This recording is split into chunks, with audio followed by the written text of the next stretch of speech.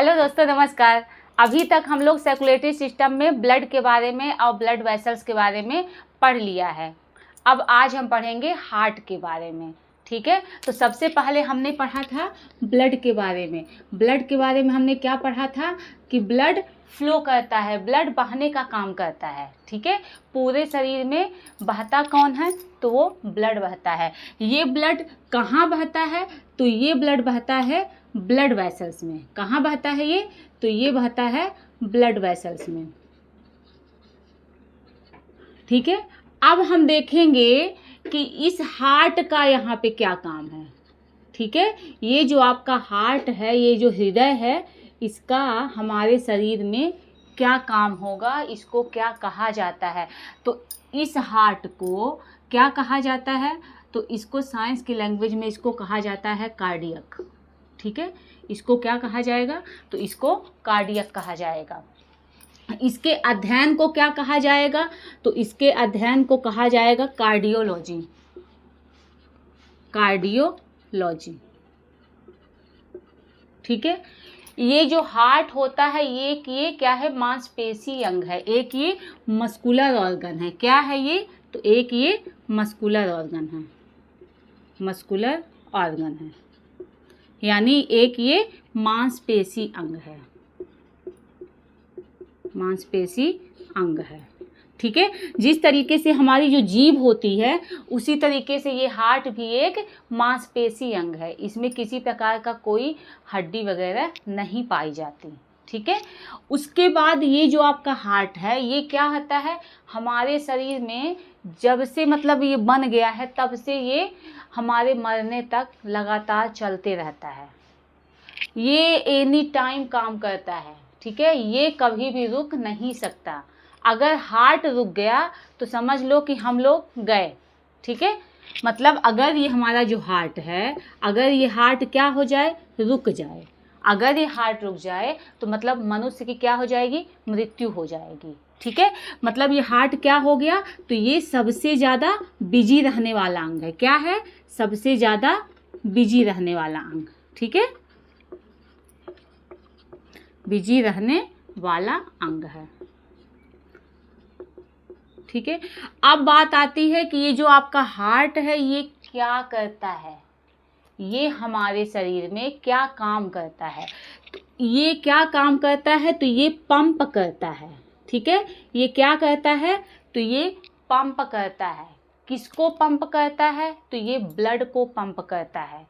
ठीक है, जिस तरीके से किसी टंकी में अगर पानी स्टोर है, हमें उसे दूसरे या तीसरे मंजिल में पहुंचाना है तो हम क्या यूज करते हैं? हम मोटर का यूज करते हैं। जब उससे प्रेशर पड़ता है तब जाके वो दूसरे मंजिल तीसरे मंजिल में हमारा पानी चढ़ पाता है। बस एग्जैक्ट वही काम यहाँ कौन करता है? तो हार्ट करता है। ठीक है, इस हार्ट में क्या होता है? तो एक ये भी क्या है? तो एक पंपिंग ऑर्गन है। कैसा ऑर्गन है? तो एक ये पंपिंग ऑर्गन है। ठीक है, ये क्या इसमें किसको ये पंप करता है? तो ये ब्लड को पंप करता है। किसको पंप करेगा? तो ये ब्लड को पंप करेगा। ठीक है, मान लीजिए आपका ब्लड है। ठीक है, नीचे वाले ऑर्गन्स में तो बड़े आराम से चला जाएगा, लेकिन अगर उसे हमारी ब्रेन तक पहुंचाना है तो ब्लड क्या ऊपर जाएगा? नहीं जाएगा। वो तभी जाएगा जब ये हार्ट उसको पंप करके और प्रेशर के साथ उसको ऊपर फेंकेगा। ठीक है, उसको जब ऊपर भेजेगा तब वो ब्लड कहाँ पहुँचता है? हमारे ब्रेन में पहुँचता है। ठीक है, क्योंकि ये हमारा क्या है? ये हमारा ऊपर का भाग है। यहाँ पे क्या होगा? ब्लड अपने आप नहीं चढ़ेगा, भले नलियाँ लगी रहें। ठीक है, भले उसमें बहुत सारी वेसल्स हों, लेकिन जब तक ये जो हार्ट आपका पंप नहीं करेगा तब तक वो ब्लड ऊपर नहीं चढ़ेगा। ठीक है, अब देखिए ये जो आपका हार्ट है इसका वजन कितना होता है? ठीक है, इसका वजन कितना होता है? तो इसका वजन होता है सिर्फ 300 ग्राम का। ठीक है, कितना वजन इसका होता है? तो सिर्फ 300 ग्राम का है। अब समझिए हार्ट क्या है? 300 ग्राम का है। कितना कम है, लेकिन इसके काम बहुत बड़े बड़े हैं। ठीक है, अब जब आप आगे पढ़ोगे तब आपको पता चलेगा कि ये हार्ट कितने बड़ा काम करता है, ये हमारे शरीर का कितना इम्पोर्टेंट भाग है। ठीक है, उसके बाद ये जो आपका हार्ट होता है, ये हार्ट की हम लोकेशन देखते हैं, ये होता कहाँ पर है, ठीक है, ये कहाँ पर होता है, तो ये कहाँ होता है, तो ये होता है चेस्ट कैविटी में। कहाँ होगा ये, तो ये होगा चेस्ट कैविटी में, यानी वक्षीय गुहा में, वक्षीय गुहा में, ठीक है। यानी ये जो हार्ट होता है ये कहाँ होता है, तो ये होता है हमारे वक्षीय गुहा में, यानी हमारे यहाँ सीने में होता है, ठीक है। नीचे के भाग को बोलते हैं एब्डोमेन कैविटी, यानी जो पेट का जो जगह होता है, ठीक है, ये होता है चेस्ट कैविटी। जब मैं आपको हड्डी चैप्टर पढ़ा रही थी, बोन्स पढ़ा रही थी, तो उस बोन्स में मैं आपको बताई थी कि क्या होता है, हमारे रिब्स जो होती हैं, एक रिब्स केज पाया जाता है, एक हड्डियों का एक पिंजरा पाया जाता है जिसके अंदर लंग्स और ये हार्ट सुरक्षित होता है, ठीक है। यानी आपने देखा था उस समय पर,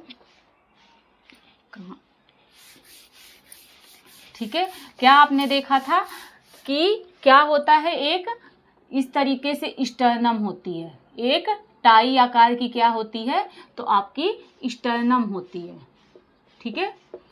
इस स्टर्नम से रिब्स लगी हुई होती हैं, क्या लगा होता है, तो रिब्स लगी होती हैं। कितनी रिब्स होती हैं, तो 12 जोड़ी रिब्स होती हैं, ठीक है, या संख्या में अगर कहा जाए तो 24 रिब्स होती हैं, ठीक है। यानी यहाँ पे क्या हो गई, तो रिब्स हो गई, कितनी रिब्स हो गई, तो 12 जोड़ी रिब्स हो गई, 1 2 3 4 5 6 7 8 9 10 11 12, यानी इधर भी 12 और दूसरे साइड भी क्या है, तो दूसरे साइड भी 12, ठीक है।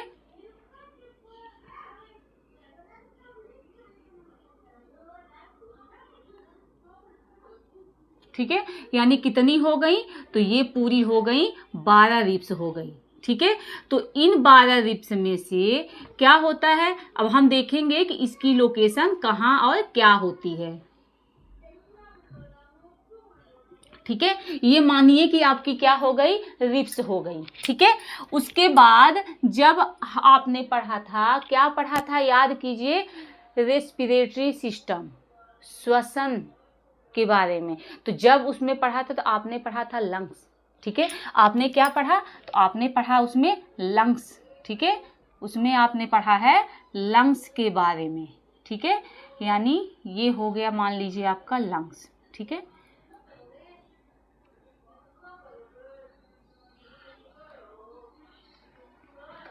तो ये जो लंग्स होते हैं, तो ये आपका कौन सा लंग्स हो गया, तो ये हो गया आपका राइट लंग्स, ठीक है। और ये हो गया आपका लेफ्ट लंग्स, लेफ्ट लंग्स, ठीक है।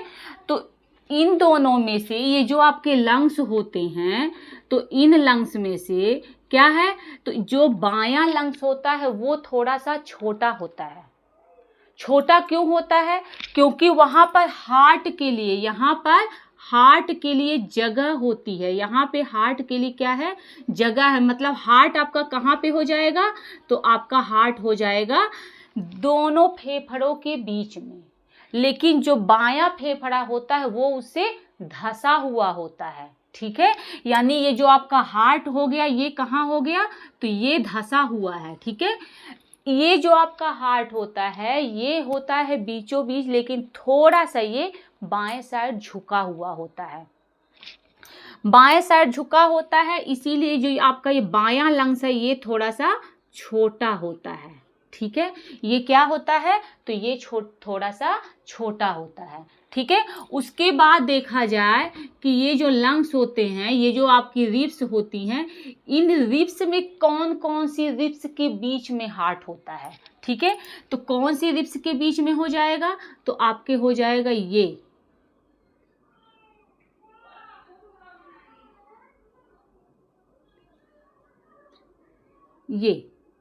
ठीक है। यानी हमारा जो हार्ट होता है वो कहाँ पे हो जाएगा, तो वो हार्ट यहाँ पर हो जाएगा, ठीक है।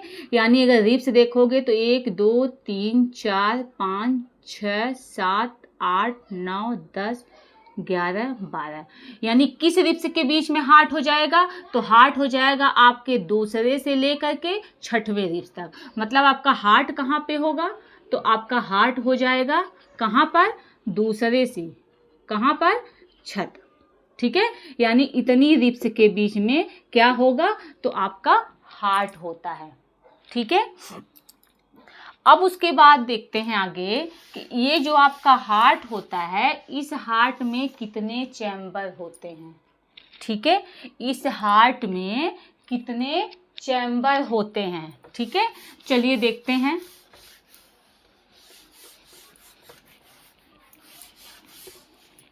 तो ये जो आपका हार्ट होता है, इसमें 4 चैम्बर होते हैं। कितने चैम्बर होंगे, तो 4 चैम्बर होंगे। ठीक है, तो चारों चैम्बर कैसे, देखिए,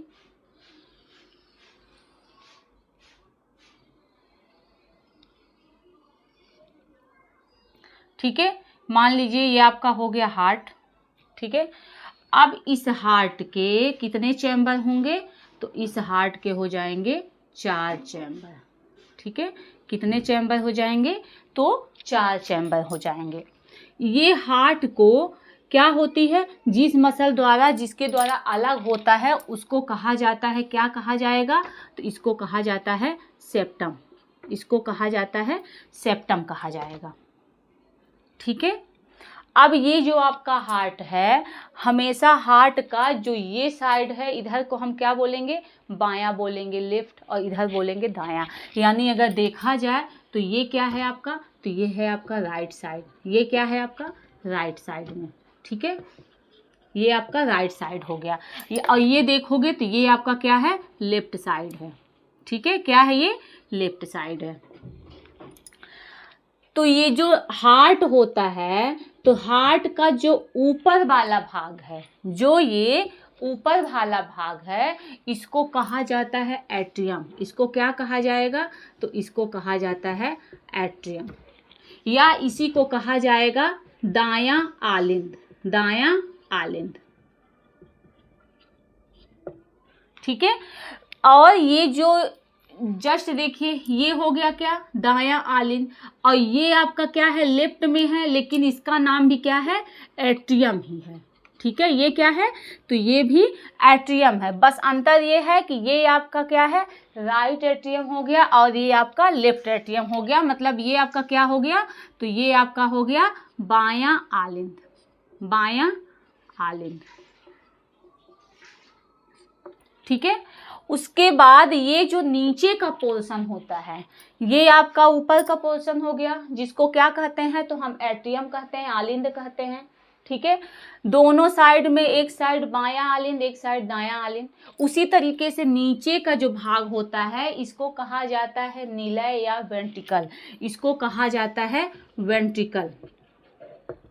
ठीक है, क्या कहा जाएगा, तो इसको कहा जाएगा वेंट्रिकल। यानी अगर देखा जाए तो ये क्या है, दायां निलय। दायां निलय। ठीक है, ये आपका लेफ्ट में है, लेकिन नाम वही है, निलय। यानी ये क्या हो गया, तो लेफ्ट वेंट्रिकल या बायां निलय। बायां निलय। ठीक है, अब उसके बाद ये जो हार्ट होते हैं, इन हार्ट के बीच में क्या होता है, यहाँ पर ये आपकी दीवार हो गई, बायां आलिंद और दायां आलिंद के बीच में दीवार हो गई। ठीक है, तो इस दीवार में क्या होता है, जो ये बाएं साइड का, दाएं साइड का जितना भी पोर्शन होता है, दाएं साइड में ब्लड कैसा बहता है, तो CO2 वाला ब्लड बहता है। मतलब आप कह सकते हो इम्प्योर ब्लड बहता है। ठीक है, यानी इसमें क्या रहेगा, तो इम्प्योर ब्लड रहेगा। Impure blood. ठीक है, इम्प्योर ब्लड किस ब्लड को कहा जाता है, तो आप कहोगे मैम CO2 वाले ब्लड को, जिसमें CO2 ज़्यादा होता है, उस ब्लड को क्या कहा जाएगा, इम्प्योर ब्लड कहा जाएगा। मतलब इनमें क्या होगा, तो इसमें CO2 की अधिकता होगी। ये जो इम्प्योर ब्लड है, इसमें ज़्यादा क्या होगा, तो इसमें ज़्यादा CO2 होगा। ठीक है, अब देखिए ये जो बायां पोर्शन यानी हार्ट का जो बायां पोर्शन होता है उसमें हमेशा शुद्ध ब्लड बहता है। कैसा ब्लड बहेगा? तो इसमें बहेगा आपका प्योर ब्लड। ठीक है, क्या बहेगा? प्योर ब्लड बहेगा। प्योर ब्लड किस ब्लड को कहा जाता है? तो प्योर ब्लड उस ब्लड को कहेंगे जिसमें ऑक्सीजन की अधिकता होगी, जिसमें ऑक्सीजन पाया जाता है। ठीक है, मतलब इसमें क्या पाया जाएगा? तो इसमें ऑक्सीजन पाया जाएगा। ठीक है, इसमें ऑक्सीजन पाया जाता है। यानी हार्ट में आपने देख लिया कि हार्ट के 4 चैम्बर होते हैं और चारों चैम्बर में से हार्ट का जो बायां साइड होता है उसमें ऑक्सीजन वाला ब्लड होता है यानी प्योर ब्लड बहता है, और जो दायां साइड होता है उसमें CO2 वाला ब्लड बहता है, मतलब उसमें इम्प्योर ब्लड बहता है। ठीक है, इतना आपने जान लिया। ठीक है, अब इस हार्ट में, ठीक है, आपने देखा कि यहाँ पे क्या है, मान लीजिए ब्लड आया, यहाँ पे क्या आ गया? ब्लड आ गया। ठीक है, तो ब्लड जब यहाँ पर रहता है आपके इस दाएं आलिंद में रहेगा। ठीक है, कौन सा ब्लड रहेगा? तो यहाँ पे रहेगा अशुद्ध ब्लड। अब ये ब्लड कहाँ से आता है? तो जब आपने ब्लड वेसल चैप्टर पढ़ा था तो ब्लड वेसल्स में क्या बताया मैंने कि जो इम्प्योर ब्लड होता है वो हमेशा शिराओं में बहता है, वो हमेशा शिराओं में बहता है, वेन्स में बहता है। ठीक है, मतलब यहाँ जो ब्लड है वो कहाँ से होगा? तो वो शिराओं द्वारा आएगा। शिराएं क्या है? सबसे बड़ी शिरा कौन सी है? तो आपकी 2 बड़ी शिराएं होती हैं वेना कावा में। कौन सी वेना कावा? तो सुपीरियर वेना कावा और इन्फीरियर वेना कावा। ठीक है, यानी इसमें जो शिराएं आएंगी तो सबसे पहले कौन सी शिराएं आएंगी? तो आएंगी सुपीरियर वेना कावा। ठीक है, और कौन सी शिराएं आएंगी? तो और आपकी आएंगी इन्फीरियर वेना कावा। कौन सी शिराएं हो जाएंगी? तो इन्फीरियर वेना कावा। ठीक है, यानी जो ब्लड है वो आएगा, CO2 वाला ब्लड आएगा किसके माध्यम से? तो शिराओं के माध्यम से आएगा। ठीक है, कौन सी शिराएं आएंगी? तो एक आएगी आपकी सुपीरियर वेना कावा और दूसरी होगी आपकी इन्फीरियर वेना कावा। शिराएं क्या लेके आती हैं? तो शिराएं CO2 वाला ब्लड लेके आती हैं। शिराएं कहाँ से ब्लड लेके आती हैं? तो हमारे पूरे शरीर से ब्लड लेके आती हैं। ठीक है, यानी शिराएं ब्लड कहाँ से ला रही हैं? तो पूरे शरीर का जो ब्लड है वो कहाँ ला रही हैं? हार्ट के पास ला रही हैं। हार्ट में कहाँ पर ला रही हैं? तो ला रही हैं दाएं आलिंद में ला रही हैं। ठीक है, अब ये जो आपका दायां आलिंद है तो दाएं आलिंद से ये किस में जाएगा? तो ये जाएगा दाएं निलय में। ठीक है, जैसे सेंसर वाले जो गेट होते हैं, आप कभी मॉल वगैरह में जाओगे तो जब आप जाते होगे तो वो गेट क्या होता है? खुल जाता है, और जब आप चले जाओगे तो गेट बंद हो जाता है। वैसे ही इसमें भी पाया जाता है गेट या कपाट। कौन सा कपाट पाया जाएगा? तो यहाँ पर आपके क्या पाया जाएगा? तो यहाँ पे पाएगा आपका कपाट। ठीक है, इस कपाट को क्या नाम देंगे? तो इस कपाट को बोला जाता है ट्राइकस्पिड वाल्व। Tricuspid valve. ठीक है, ये कौन सा वाल्व है? तो ये है आपका ट्राइकस्पिड वाल्व। ठीक है, ये जो ट्राइकस्पिड वाल्व है तो ये ट्राइकस्पिड वाल्व से क्या होगा? ब्लड अंदर आएगा। ठीक है, ट्राइकस्पिड वाल्व से जो ब्लड है ये अंदर आएगा। कहाँ अंदर आएगा? तो ये आएगा दाएं निलय में। ठीक है, दाएं निलय के बाद क्या होगा? इसमें भी ब्लड कैसा है? तो ब्लड है CO2 वाला। ब्लड कैसा है? CO2 वाला ब्लड है। ठीक है, तो जब CO2 वाला ब्लड रहेगा तो इस CO2 वाले ब्लड को ये हार्ट क्या करेगा? इसको शुद्ध होने के लिए भेजेगा। ठीक है, यानी यहाँ पर क्या पाई जाएंगी? तो यहाँ पर भी आपकी पाई जाएंगी क्या? हमेशा धमनी पाई जाती है। निलय से हमेशा धमनियाँ जुड़ी हुई होती हैं। लेकिन याद कीजिए कि मैंने आपको एक एक्सेप्शन बताया था। कौन सा? पल्मोनरी आर्टरी के बारे में। ठीक है, यानी यहाँ पे क्या होगी? तो ये कौन सी धमनी होगी? तो ये होगी आपकी पल्मोनरी। कौन सी धमनी? तो ये है आपकी पल्मोनरी। Pulmonary artery. ठीक है, ये जो आपकी पल्मोनरी धमनी होती है ये क्या करेगी, तो इसमें जो बॉल्ब पाया जाएगा वो बॉल्ब चंद्र आकार का होगा। ठीक है, ये बॉल्ब कौन सा होगा, चंद्र आकार बॉल्ब होता है। ठीक है, और इसी बॉल्ब का नाम है, इस बॉल्ब का नाम है पल्मोनरी। ठीक है, इसका नाम है पल्मोनरी वाल्व। ठीक है, या इसी को कहेंगे सेमी लूनार वाल्व।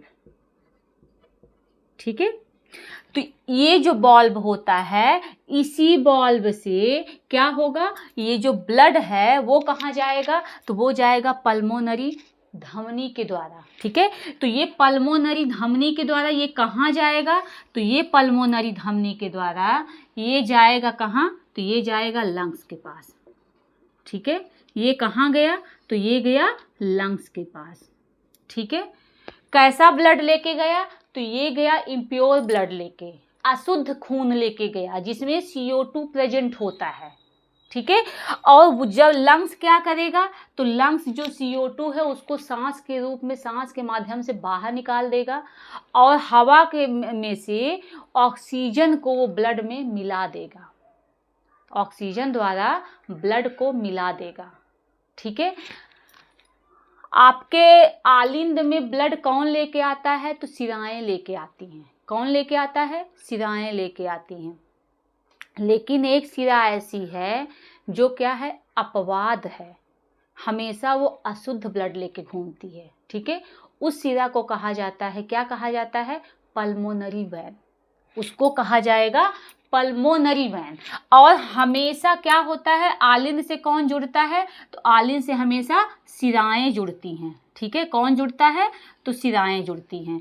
लेकिन यहाँ पे जो सिरा जुड़ेगी उस सिरे का नाम क्या होगा, तो इसका नाम होगा पल्मोनरी वेन। ठीक है, ये पल्मोनरी वेन क्या करेगी, तो ये जुड़ी होती है आपके लंग से। ठीक है, ये जुड़ी होती है लंग से। जो कैसा ब्लड लेके आएगी, तो ये लेके आएगी शुद्ध ब्लड लेके आएगी। ठीक है, इसके बीच में भी पाए जाते हैं कपाट। ठीक है, इसके बीच में भी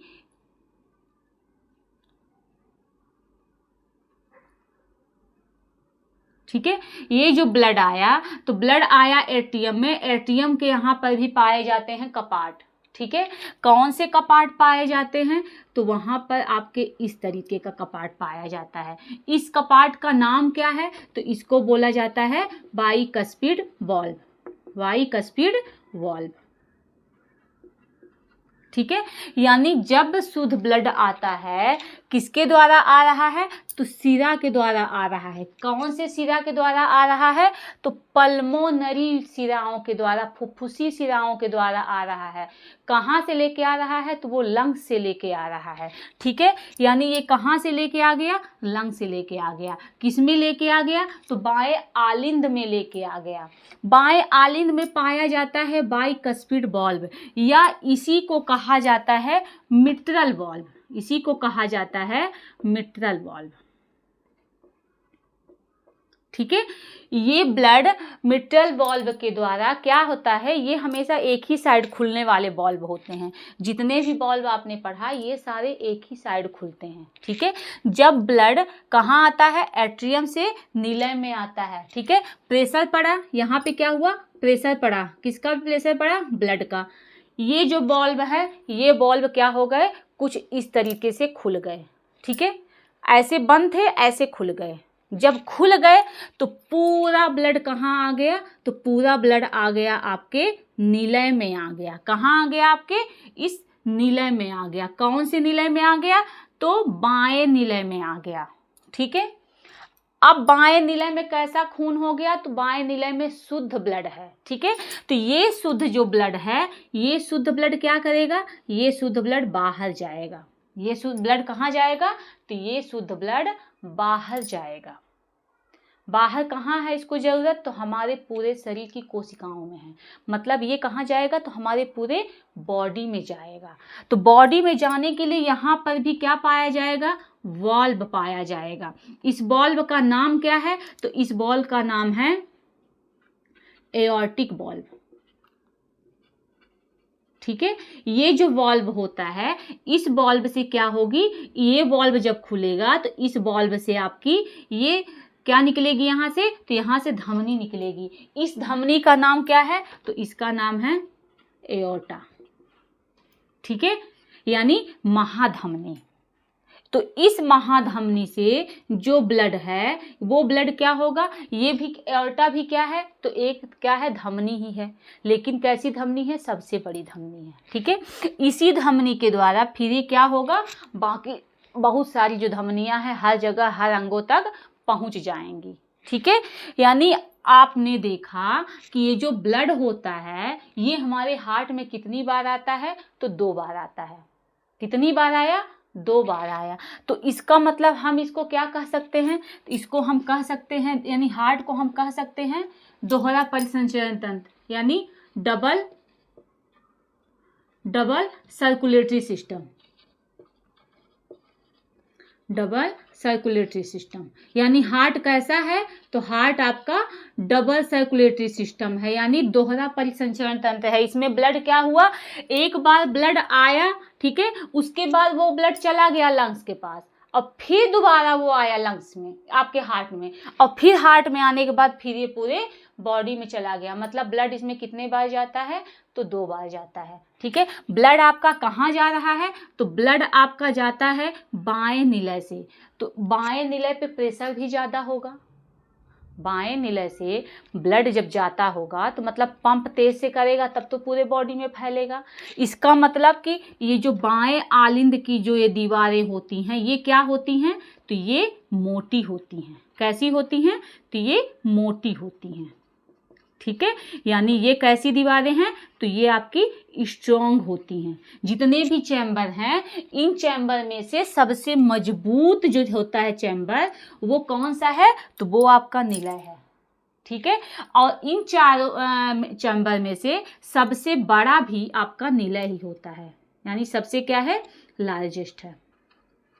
ठीक है, सबसे बड़ा क्या हो गया? तो आपका ये बायां निलय हो गया। ठीक है, अभी तक हार्ट में जितना भी आप लोगों ने पढ़ा, बाकी अब हम अगले क्लास में करवाएंगे। ठीक है, अभी तक के लिए धन्यवाद।